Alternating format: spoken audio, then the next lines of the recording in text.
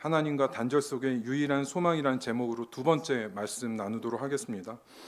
오늘 말씀은 하나님과 인간 사이에 처음 죄가 들어온 다음에 하나님께서 가장 먼저 뱀에게 심판과 저주를 내리시는 말씀입니다. 그런데 오늘 본문은 우리에게 주는 무게감은 단순히 하나님께서 뱀이 저주를 받는 말씀으로 그냥 끝나는 말씀이 아니라 우리에게 항상 열려있는 영적 전쟁에 대해서 우리가 어떠한 태도로 나아가야 하는지를 보여주는 말씀이 될 수 있습니다.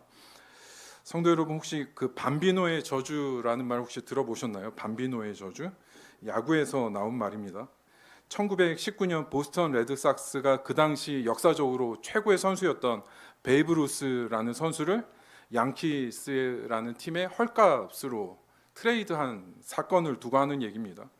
왜냐하면 그 트레이드를 기점으로 해서 양키스는 계속해서 월드시리즈 우승을 하게 되는 팀으로 굳히게 되고, 그 1919년을 트레이드 기점으로 해서 보스턴 레드삭스는 트레이드 이후에 2004년까지 약 85년 동안 단 한 번도 월드시리즈에서 우승을 못하게 되었기 때문입니다. 그래서 그 트레이드를 밤비노의 저주라고 부르기 시작했죠. 이 밤비노가 베이브 루스라는 야구 선수의 애칭인데, 그를 트레이드함으로써 보스턴 레드삭스가 우승을 못하게 됐다, 이제 이런 의미를 담고 있는 겁니다. 그런데 그 밤비노 저주가 깨어진 역사가 있었다는 거죠. 보스턴 레드삭스가 그 저주를 다 깨부수고 월드시리즈 우승을 하게 된 해가 2004년이었습니다. 85년 만이었습니다. 월드시리즈를 진출하려면 먼저 아메리칸 시리즈에서 우승을 해야 되는데 또 거기서 양키스를 만난 거예요. 그런데 매번 역사와 똑같게 4번 경기를 이겨야 되는데 3번 내리 양키스에게 지고 있는 상황이었습니다. 한 번만 지면 또 밤비노의 저주로 빠지는 거였죠. 그런데 2경기를 어떻게 이기고 나서 6번째 경기가 이제 굉장히 모먼텀이 된 순간이 있었습니다. 6번째 경기를 하게 되는데 그 보스턴 레드삭스의 팀 투수가 커트 실링이라는 투수가 나왔습니다. 그 2-3일 전에 발목 부상을 당했는데 힘줄이 상하게 된 거예요. 그래서 당장 경기를 뛰어야 되니까 힘줄을 치료할 수가 없어서 그 상처 입은 힘줄 부분을 봉합 수술만 하고 이렇게 경기에 바로 뛰게 된 겁니다. 그런데 시합 공을 던지고 있는 도중에 봉합한 부분에서 피가 나기 시작하는 거예요. TV에 봤을 때 그 유니폼에 빨간 피가 물든 게 다 보일 정도로 피가 흥건하게 젖기 시작하는 겁니다. 급기야 경기를 중단해야 하는 상황이 온 거죠. 이때 코트 실링이 이제 걱정해서 코치진이 다 올라왔는데 진정시키면서 이 게임을 자기가 책임지겠다고 이렇게 말합니다. 그리고 피가 나는 상태로 공을 던지기 시작했는데 7이닝 동안 1실점으로 맞고 그 경기를 따내게 되죠. 레드삭스 선수들이 그거에 자극을 받아서 그 아메리칸 시리즈뿐만 아니라 월드 시리즈까지 올라가서 그 저주를 깨고 85년 만에 월드 시리즈를 우승하게 되는 내용이었습니다. 그런데 당시 그 피를 흘리는 경기를 마치고 나서 커트 실링이 이제 인터뷰한 내용이 이렇습니다.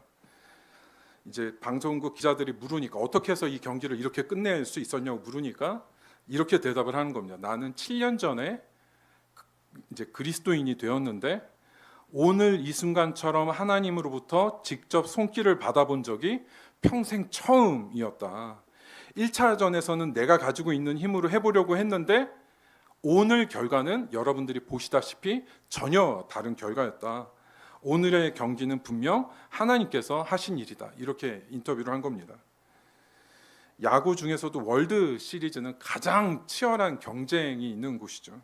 그 전쟁 중에 피가 나고 발목이 부서진 한이 있더라도 그 전쟁을 감당할 힘을 하나님께서 주셔서 감당했다고 마지막에 고백하는 부분이었습니다.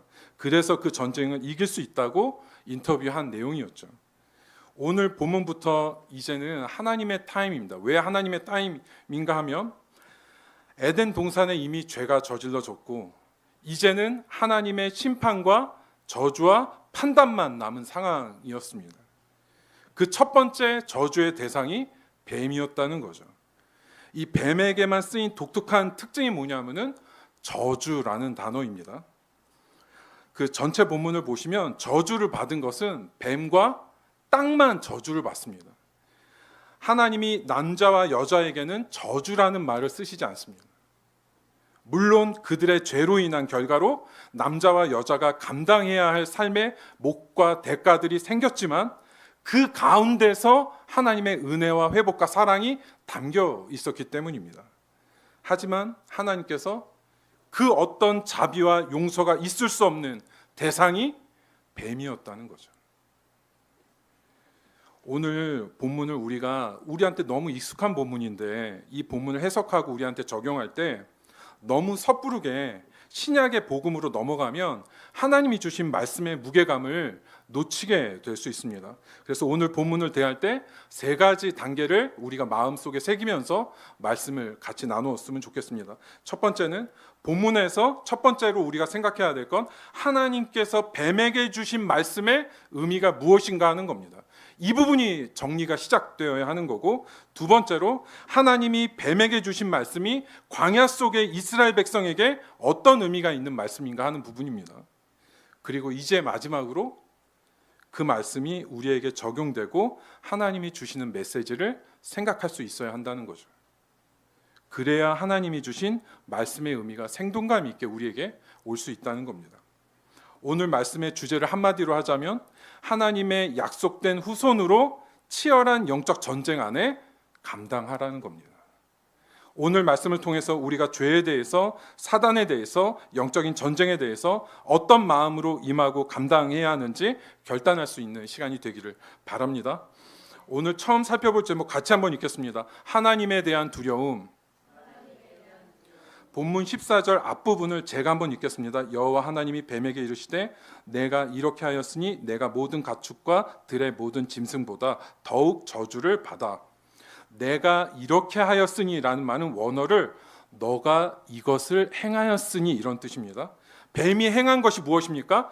거짓으로 여자를 죄를 짓도록 유혹한 것입니다. 그 대가가 무엇입니까? 내가 모든 가축과 들의 모든 짐승보다 더욱 저주를 받아. 창세기 말씀은 처음 시작할 때 하나님이 이 땅을 창조하실 때 이 땅을 하나님께서 축복하는 말씀으로 시작이 됐습니다. 그런데 창세기 역사상 처음으로 하나님의 저주가 등장하는 본문이 오늘 이 본문이라는 거죠.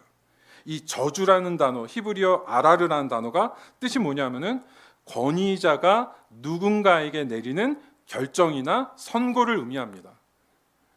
무슨 말인가 하면 하나님만이 내리실 수 있는 최종적 권위의 선고가 저주라는 거죠. 말씀 앞부분, 지금 읽은 14절 앞부분이 무엇을 보여주고 있는가 하면 이 세상의 악에 대해서, 죄에 대해서, 그 뿌리가 되는 사단에 대해서 하나님의 영원히 변하지 않는 뜻을 보여주는 겁니다. 그것은 뭐냐면은 영원한 하나님의 저주의 선고라는 겁니다. 악의 시작은 하나님이 만드신 질서와 창조 안에 그 뜻을 거스르는 불순종을 가지고 오는 거죠. 이 악과 죄와 사단에 대해서 하나님은 영원히 단호하게 저주하시는 겁니다. 일말에 어떤 자비나 은혜나 용서가 있을 수 없습니다. 그 운명은 영원히 저주와 심판으로 끝나게 된다는 걸 보여주는 거죠. 그렇기 때문에 우리가 하나님을 진정으로 두려워한다는 건 죄를 두려워하는 겁니다. 영적 전쟁의 시작점은 바로 이 두려움입니다. 아무리 십자가 복음을 믿고 구원을 얻었다고 내세워도 그 안에 진정한 죄에 대한 두려움이 없다면 그 구원은 온전히 지켜질 수가 없다는 겁니다. 우리가 받은 하나님의 그 크신 은혜와 사랑이 깊더라도 우리의 하나님을 향한 사랑이 우리가 일상을 살아갈 때 죄에 대한 두려움으로 나타날 수 없다면 하나님의 뜻을 따라 이 땅에 하나님 나라 세워가는 것이 불가능하다는 거죠. 오늘 두 번째로 살펴볼 것은 따라서 한번 읽어보겠습니다. 사단의 승리에 대한 우리의 마음가짐. 14절 하반부에서 15절 상반부까지 제가 한번 읽겠습니다. 배로 다니고 살아있는 동안 흙을 먹을지니라. 내가 너로 여자와 원수가 되게 하고 내 원수도 여자의 후손과 원수가 되게 하리니. 하나님의 구체적인 저주의 내용이 나오는 부분입니다. 첫 번째로 무엇입니까? 배로 기어다니는 것입니다. 이 부분은 짐승으로서 가장 불명예스러운 일입니다. 레위기 11장 41절 42절에 보면 땅에 기어다니는 모든 짐승은 부정하다고 되어 있습니다. 특히 배로 밀어 다니는 것에 대해서 부정해서 절대로 먹지 말라고 레위기에서 기록이 되어 있습니다. 뱀이 부정하다는 것은 무슨 말이냐면은 그 뒤에 사단이 하나님이 보시기에 악하고 영원히 같이 할 수 없는 존재로 하나님이 낙인 찍으신 걸 얘기하는 겁니다. 두 번째 저주는 살아있는 동안 흙을 먹게 하는 겁니다. 살아있는 동안 흙을 먹게 하는 것은 굉장히 가장 인격적인 굴욕을 의미합니다. 왜냐하면 나중에 남자가 하나님께 심판을 받을 때 남자는 자기의 죄로 인해서 흙으로 돌아간다고 했습니다. 그런데 하나님께서 뱀은 그 흙을 살아있는 동안에 계속 그 흙을 먹게 하는 겁니다. 하나님께서. 이게 무슨 의미인가 하면 영원히 사단의 죄가 영원까지 기억되는 의미가 있는 겁니다. 사람이 태어나서 한평생 살다가 다시 흙으로 돌아갈 때 사단의 죄와 저주가 항상 그 삶에 기록이 되어 있는 겁니다. 하나님은 사단이 그 죄의 굴레에서 죄의 책임과 영원한 심판과 저주에서 영원히 벗어나지 못하도록 심판을 주신 거라는 의미이죠. 마지막 저주가 뭐냐면 여자와 원수가 되고 여자의 후손이 뱀의 후손과 원수가 되는 것입니다. 이 말은 사단이 영원한 파멸을 가게 된다는 거고 계속되는 하나님의 후손과 치열한 원수 관계로 살아가게 된다는 뜻입니다. 우리는 이 부분을 두 가지 차원에서 생각해야 되는데 이 심판의 저주에서 사단의 도구로 쓰인 뱀에 대한 저주인 동시에 그 뒤에 사단에 대한 저주라는 뜻이 담겨 있다는 겁니다. 하나님이 이러한 심판을 선고하시게 된 근거가 무엇이냐 하는 거죠. 우리가 뭘 생각해 보면 되냐면은 사단이 이 창세기 역사 처음에 자신의 유혹이 성공을 거두고 여자가 죄를 짓게 되는 순간 사단의 마음이 어땠을 거라고 상상이 되십니까? 사단은 그 순간 자신의 승리를 뛸 듯이 기뻐했을 겁니다. 자신이 그 순간만큼은 하나님을 이겼다고 생각했을 것이고 죄에 대해서 자신이 승리했고 인간은 이제 하나님의 저주와 심판으로 끝나게 될 거라고 생각했을 것입니다. 그런데 오늘 본문 끝까지 보면은 하나님의 저주의 선고에는 인간이 망했다는 의미가 없습니다. 하나님은 여자의 후손을 통해서 사단의 머리를 깨부술 것이기 때문이죠. 15절에 원수라는 말이 나오는데 원래 뜻은 증오라는 뜻입니다. 이 증오가 국가 간의 적대감을 의미하는 단어입니다. 그리고 15절 하반부를 보시면 여기에 나온 단어들이 전투 용어가 쓰였습니다. 맨 처음으로 나오는 상하게 하다는 부숴버리다 이런 뜻이고 두 번째로 나오는 똑같이 상하게 하다인데 여기에 원래 히브리어는 타격하다, 공격하다는 뜻입니다. 하나님이 말씀하시는 이 부분이 뱀의 후손과 여자의 후손 사이에 벌어지는 전쟁이 너무 치열한 전투라는 걸 하나님께서 보여주시는 겁니다. 그런데 결정적인 말씀은 이 부분이죠. 사단의 공격은 어디까지나 발꿈치에 불과하고 앞으로 오실 여자의 후손의 공격은 머리를 타격하게 되는데 이 뜻은 영원한 멸망을 뜻한다는 겁니다. 근데 우리가 생각할 부분은 뭐냐면은 내 후손도 여자의 후손과 원수가 될 것이라는 부분입니다. 창세기에 일어난 결정적인 죄의 사건이 인류 역사에 타격이 없는 게 아닙니다.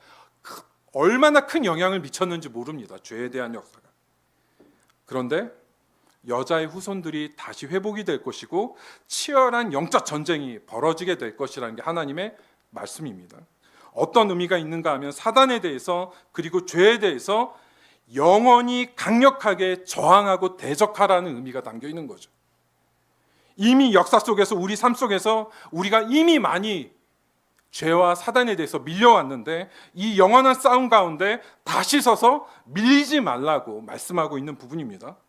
이 말씀이 광야 이스라엘 백성들에게 굉장히 큰 충격이었죠.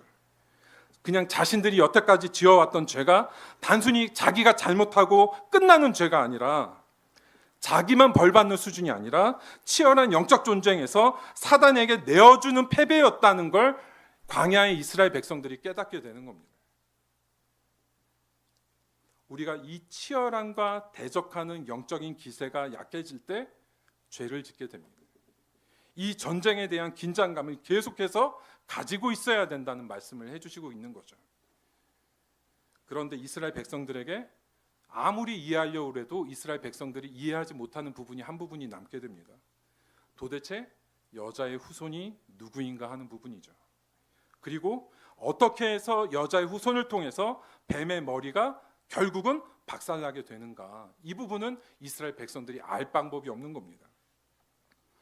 오늘 마지막으로 살펴볼 것은 따라서 같이 한번 읽겠습니다. 여자의 후손으로 사는 법. 15절 마지막 부분 제가 읽겠습니다. 여자의 후손은 내 머리를 상하게 할 것이요 너는 그의 발꿈치를 상하게 할 것이니라 하시고, 여기서 후손이라는 단어가 중요한 단어인데 히브리어 제라라는 단어가 원래 뜻은 씨를 의미합니다. 씨. 이 씨라는 단어가 개인 한 명을 의미할 수도 있고 어떤 집단을 의미하는 의미도 있습니다. 그래서 이 씨 후손이라는 단어가 창세기 전체 주제와 연결이 됩니다. 창세기 전체 흐름을 볼 때 하나님의 복에 대한 약속이 아담과 하와의 죄로 인해서 완전히 끝날 것 같은데 창세기 주제는 끝나지 않는다, 이걸 보여주고 있습니다. 히브리 조상들을 통해서 하나님이 주신 언약으로 하나님이 처음 주셨던 약속의 복이 계속 흘러가는 거예요. 창세기 1장 28절 말씀 제가 읽겠습니다. 하나님이 그들에게 복을 주시며 하나님이 그들에게 이르시되 생육하고 번성하여 땅에 충만하라, 땅을 정복하라, 바다의 물고기와 하늘의 새와 땅에 움직이는 모든 생물을 다스리라 하시니라. 이 세상의 창조는 하나님의 축복의 약속으로 시작이 되었습니다. 죄로 인해서 하나님의 심판이 있었음에도 불구하고 하나님의 긍휼한 은혜와 복이 계속 흘러간다는 겁니다. 창세기 오늘 본문 뒤쪽을 읽어보면 하나님의 복이 나중에 셋의 후손을 통해서 연결이 되고 셋의 후손 중에서 또 그 중에서 노아의 후손을 통해서 하나님의 복이 흘러가고 마지막에 아브라함의 후손을 통해서 계속 하나님의 복이 연결이 되고 흘러가게 됩니다. 그런데 실제로 눈에 보이는 세상은 어떻습니까? 세상 안에 죄가 들어온 이후 세상의 죄에 대한 흐름은 점점 하나님을 벗어나서 커지고 있는데 하나님이 약속하신 복의 흐름은 계속해서 언약의 후손을 따라 좁아져 가고 있는 겁니다. 죄로 인한 흐름은 더욱 거세지고 커지는데 그 안에서 하나님의 은혜와 축복이 중단되지 않고 언약의 후손을 따라 그 좁은 복의 흐름이 흘러가고 있다는 겁니다. 이 말씀이 광야의 이스라엘에게 무엇을 의미합니까? 이 말씀을 듣는 광야 이스라엘 백성들에게 이스라엘 백성의 존귀함을 보여주는 겁니다. 치열한 사단과 하나님 후손 사이의 전쟁 중에서 하나님이 남기신 언약의 공동체가 바로 이스라엘이라는 거죠. 이스라엘은 단순히 세상이 거들떠도 보지도 않고 하찮고 약한 민족이 아니라는 겁니다. 비록 지금은 광야를 걷고 있다고 하더라도 자신들이 하나님의 언약의 축복을 흘러가게 하는 언약 공동체라는 걸 깨닫게 되는 거예요. 그들이 다른 민족보다 죄를 덜 지어서가 아닙니다. 하나님의 은혜로 건짐을 받은 말씀 공동체이기 때문입니다. 우리의 정체성도 여기에 있는 거죠. 우리가 다른 사람보다 더 깨끗하고 거룩해서가 아닙니다. 다른 세상 사람들보다 착하고 능력 있고 죄를 짓지 않아서가 아니라는 거죠. 하나님의 크신 은혜로 건짐을 먼저 받아서 이 자리에 서 있게 된 겁니다. 오늘 말씀 통해서 하나님이 어떻게 우리를 남은 자로 삼으셨는지를 보게 되는 겁니다. 그 은혜가 있다는 거죠. 이제 오늘 본문 마지막 설명으로 좀 넘어가려고 합니다. 물론 우리가 다 아는 대로 여자의 후손을 예수님으로 생각하면 오늘 말씀이 간단합니다. 그 결과만 생각하면 하나님의 무게감을 놓치게 된다고 말씀을 드렸습니다. 왜냐하면 해석의 역사를 보면 이 부분에 대한 해석이 절대로 쉽지 않았기 때문입니다.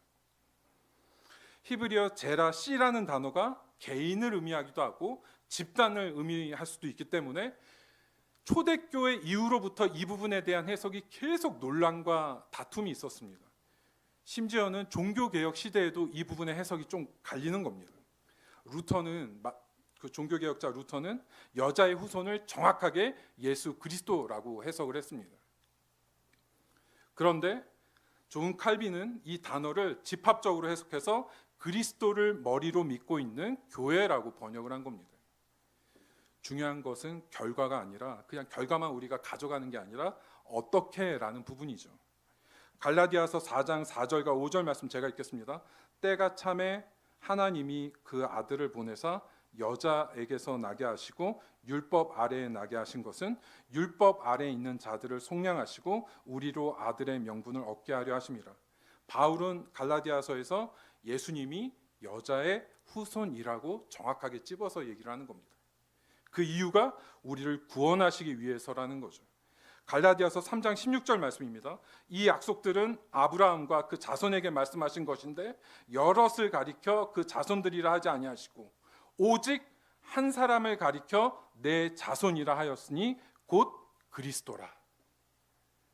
바울은 그 후손이 그리스도가 맞다고 말씀하고 있는 겁니다. 예수님이 아브라함에게 약속된 복에서 궁극적으로 의도된 하나님의 후손의 씨가 맞다고 확증하고 있는 부분이죠. 그리고 아브라함 후손에는 교회가 포함된다고 보고 있는 겁니다. 예수님께서도 이 부분을 말씀하신 적이 있습니다.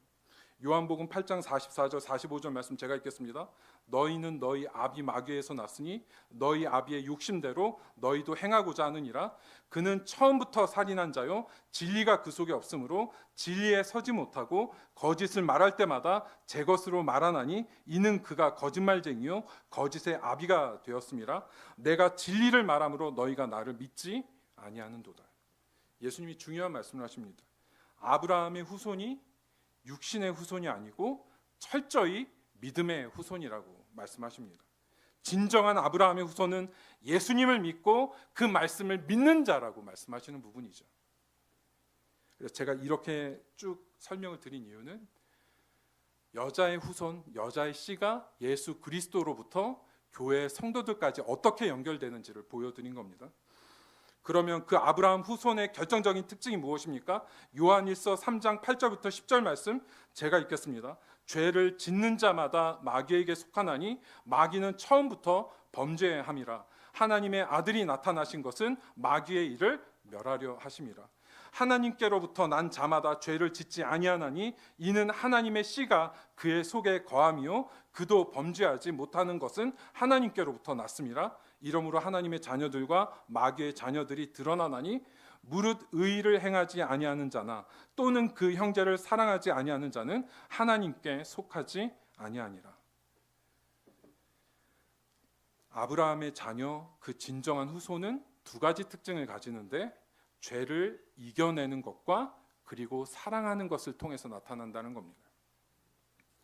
예수 그리스도 십자가 죽으심과 부활을 통해서 사단은 결정적으로 파멸하게 되었는데 그것을 믿는 우리는 예수님을 믿는 그 은혜와 사랑을 증명해야 할 후손이라는 겁니다. 죄에 대한 승리와 사랑을 통해서 우리는 그 능력을 나타내야 하는 후손이라는 거죠. 하나님이 오늘 14절 15절에 나타난 말씀을 통해서 우리에게 주는 결정적인 메시지는 이것입니다.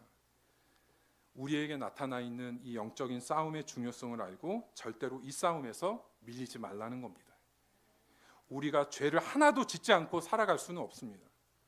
죄를 이겨내고 그 안에서 변화되고 담대하게 서로를 사랑함으로 우리는 예수 그리스도의 승리를 증거하는 후손이라는 걸 보여야 된다는 거죠. 우리가 어떻게 하면 이 전쟁에서 승리하고 진정한 여자의 후손으로 살아갈 수 있습니까? 오늘 설교 마지막에 세 가지를 정리하려고 합니다. 첫 번째, 치열한 원수 관계로 싸우는 겁니다. 죄에 대해서, 악에 대해서 절대로 모호한 자리에 서지 않아야 한다는 뜻이죠. 사단은 우리를 죄에 대해서 자꾸 관대한 쪽으로 이끌려고 합니다. 하지만 하나님이 우리에게 바라시는 것은 원수로 바라보라는 겁니다. 평생 증오하고 밀어내고 넘어뜨려야 하는 존재가 죄와 사단이라는 거죠. 이 싸움이 시작되어야 된다는 겁니다. 두 번째로 영적 전쟁에서 생겨나는 피해와 손해와 아픔에 대해서 그것에 붙들리지 말라는 겁니다. 사단은 우리의 발꿈치를 상하게 한다고 했습니다. 사단이 끼친 영향이 우리에게 전혀 없다, 그게 아닙니다. 그 발꿈치가 우리 삶의 결정적인 요소가 되게 하지 말라는 겁니다. 과거의 죄로 인해서 넘어지고 사단에 넘겨주었던 손해와 아픔들에 붙들리지 말고 그리스도가 사단의 머리를 깨뜨린 승리를 붙들고 앞을 바라보고 나아가라는 거죠. 그 과정에서 생겨나는 상처와 아픔의 조각들에 우리의 마음이 빼앗기지 않고 영원한 승리를 향해 나아가라는 겁니다. 마지막 세 번째는 예수님의 영원하고 최종적인 승리와 영광을 확신하는 겁니다. 예수님의 승리는 영원하고 가장 확실합니다. 그런데 우리가 그 승리의 길에 왜 담대하게 그 길 안에 들어오지 못하는 겁니까? 그 이유는 좁은 길로 들어서기가 두려운 겁니다. 세계는 계속해서 시간이 가면 갈수록 죄와 악한 흐름은 앞으로도 거대해져 갈 겁니다. 모두가 그렇게 살아가는 것처럼 보일 겁니다. 하지만 하나님의 승리는 남겨진 후손들, 기꺼이 말씀을 붙들고 좁은 길로 걸어가고자 하는 후손들을 통해서 반드시 이루어지게 되는 겁니다. 하나님의 말씀대로 살아가는 그 좁은 길로 들어오라는 거죠. 하나님의 분명한 승리와 영광이 준비되어 있을 줄 믿습니다. 오늘 말씀은 단순히 뱀이 하나님의 심판을 받는 말씀이 아니라 계속되는 치열한 영적 전쟁 안으로 우리를 하나님께서 초대하는 말씀입니다. 죄의 결과는 너무나 처참했고 마치 그 순간만큼은 사단이 승리한 것처럼 보였는데 하나님이 준비해 두신 여자의 후손이 그 머리를 철저히 영원히 깨뜨렸다고 말씀하고 있습니다. 이 승리의 말씀의 길에 우리가 동참하고 약속된 영광과 승리를 계속 누리는 성도님들 되시기를 바랍니다.